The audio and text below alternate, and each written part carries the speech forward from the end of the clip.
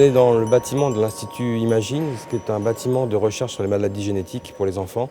C'est un bâtiment que l'on a conçu avec Jean Nouvel en 2009. La Fondation Imagine parle de la recherche médicale dans la ville et sur un carrefour parisien en plus, sur un carrefour très lu, le carrefour du boulevard Montparnasse et de la rue du Cherche-Midi. L'immeuble lui-même est une sorte de miroir gris qui prend toutes les couleurs du ciel, qui prend les images des immeubles qui sont en face, qui prend les arbres.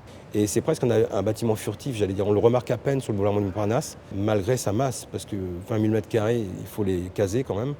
Et donc ça nous a permis d'avoir quelque chose à la fois démonstratif, mais tout en restant assez discret, avec ce volume qui est taillé comme un prisme, comme un diamant. Dans la surimpression, il y a le génome aussi, qui vient comme une œuvre d'art finalement, comme une question. Mais cette question, c'est la question de la recherche.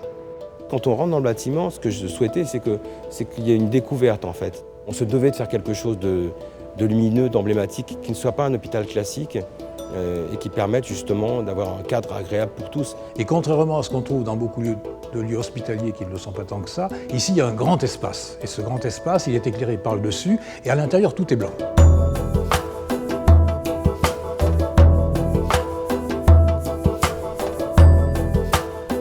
Donc rez-de-chaussée, premier étage, c'est des espaces qui sont réservés à la clinique. Et après, à partir du deuxième étage, 2, 3, 4, 5, c'est des laboratoires de recherche, donc de part et d'autre. Et puis après, au 6e étage, il y a le centre de congrès séminaire, qui est une grande salle de conférence.